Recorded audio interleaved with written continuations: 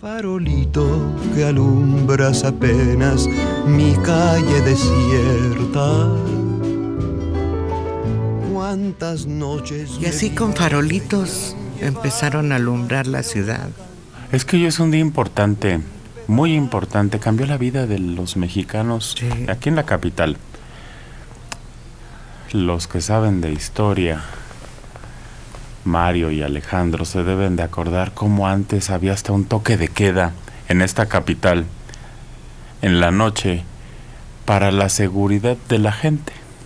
Y luego llegó, creo que el conde de Revillagigedo, y dijo, bueno, y colgó antorchas, lámparas de petróleo, sí, de no sé qué, aceite, eso. Y creo que luego cambió por trementina, ¿no? Que daba más luz. Sí. Fíjate que llega en 1790 y es la primera gran modernización de la Ciudad de México, que incluía desde luego por primera vez el alumbrado público, o lo que se conocía entonces como el alumbrado público. Y hay que pensar que la Ciudad de México era prácticamente el centro histórico. Y ya. O sea, sí, digamos, hasta Eje Central, hasta Izazaga, hacia Izazaga hacia el sur, hacia el poniente, Eje Central, hacia el oriente donde está Circunvalación, el anillo de Circunvalación, y hacia el norte, pues República quizá de Brasil, por ahí más o menos. Entonces, pero era muy oscuro, o sea, era una boca de lobo. Y creo que es Uruguay, ¿no? República, lo que ahora conocemos. Exactamente, República de Uruguay. 14. Uh-huh. Porque dicen, esta fue la primera calle iluminada de la Ciudad de México. Pero es que un día como inició, pero la luz eléctrica.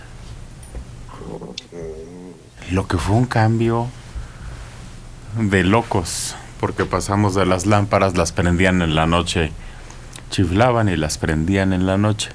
Cuando ya empezó a haber trementina, ¿en qué me quedé? Revillagigedo, luego trementina, y luego hubo otro cambio. ¿Qué? Lámparas de gas, ¿no? Sí, lámparas de gas. Lámparas de gas y ya después las eléctricas. Y luego eléctricas. Vámonos, y entonces ya se podía salir en la noche. Entonces pues la vida del capitalino cambió, porque la noche era símbolo de inseguridad, de crímenes, de malandros, de gente que salía a cometer actos que no se podían hacer en la luz. Y por eso muchos se encerraban, Mario. Una de las agravantes de un asalto era nocturnidad. Sí. Sí, claro. Sí, claro. Y los faroles, me acuerdo, eran unos cilindros grandotes que colgaban en medio de las intersecciones. Yo alcancé a ver algunos de esos que quedaban. ¿Sí? En el centro, sí. ¿Funcionando o de adorno? No, como vestigios. Ah, sí. Y es que apenas en 1876 se pudo establecer en México una planta generadora de energía. Y fue en 1881 cuando ponen 40 lámparas eléctricas. Y de ahí ya el avance, viene una empresa norteamericana y empiezan a alumbrar pues lo que era habitado en la Ciudad de México en esa época, como dice Alejandro. No solo habitado, era la zona rica. Hay que recordar también que era la zona de los más ricos de este lugar. No. Y bueno, hay que decirlo también, la primera vez que se iluminan edificios con fines festivos fue, energía eléctrica, es las fiestas del centenario de la independencia en 1910. Y de hecho por ahí están las fotos, nomás que, se ve iluminado con focos, pero como son en blanco y negro, pues realmente no luce el esplendor de lo que se pudo haber visto en esas fechas. Pero es la primera vez en toda la historia que se había hecho algo similar desde que llegó la energía eléctrica a México, 1910. Pero los focos eran distintos, la luz que emitían era distinta. Pero eso cambió, porque ya una vez que llegó la luz, focos, vida nocturna, anuncios luminosos, escaparates, iluminación dentro de las casas, todo la vida se fue revolucionando de una manera increíble. Todo cambió a partir de la llegada de la luz eléctrica a este país. Era un foco muy redondo y muy grande que estaba en el museo de la CFE, ahí en Chapultepec. Y decías, pero ese foco tan grandote y daba una luz tan pequeña, porque no era una luz como la que tenemos ahora. Y además era muy amarilla. Muy amarilla. La luz eléctrica de los faroles era muy insuficiente, además. Y yo recuerdo que la de las fotos del centenario, la iluminación seguía los contornos del edificio.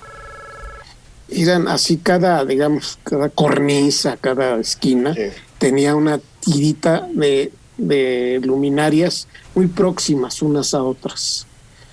O sea, era como si se hubiera dibujado en foquitos todo la arquitectura de la catedral y el palacio lo nacional. Que debió haber sido un logro técnico, Mario, Sí, para el trabajo y los tiempos que corrían, la tensión eléctrica. Quien lo hizo, el fusibles que cargó, todo debió haber sido una obra maestra, considerando la época. Y claro. pero en esa época se hacían obras maestras. Ah, En arquitectura, si uno ve las fotos sobre la jardinería en la Alameda y en Reforma y en el Zócalo, que había un bosquecito, era muy cuidado, estaba muy bien. Había una hilera de arbolitos frente a Palacio Nacional, muy bien cuidados, que es donde ocurre el atentado contra Porfirio Díaz.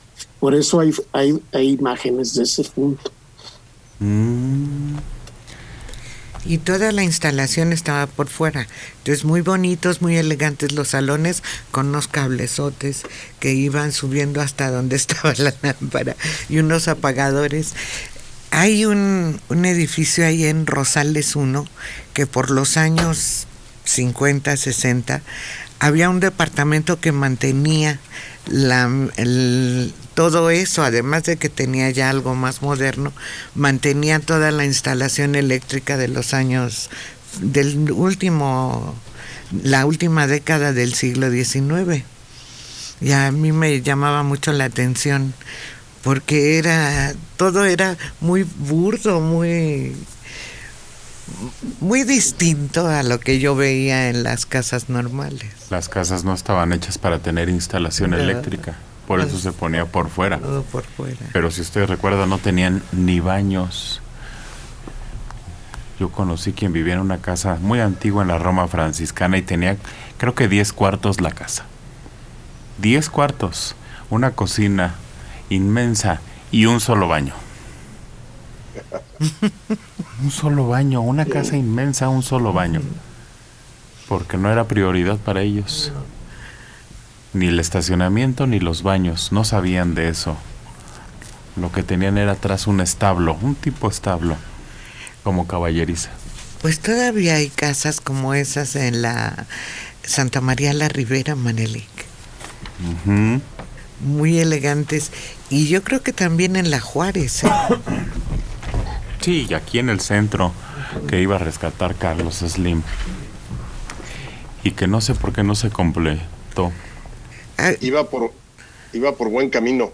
Porque todas las principales, 16 de septiembre, 5 de mayo, Madero, creo que lo hicieron bien, pero exactamente de pronto dejó de hacerse ese proyecto. Yo creo que hubiera sido muy bueno recuperar nuevamente todos estos edificios de oficinas, hacer pequeños, lo que se llaman lofts y eso, pero se suspendió o se interrumpió, no sé por qué.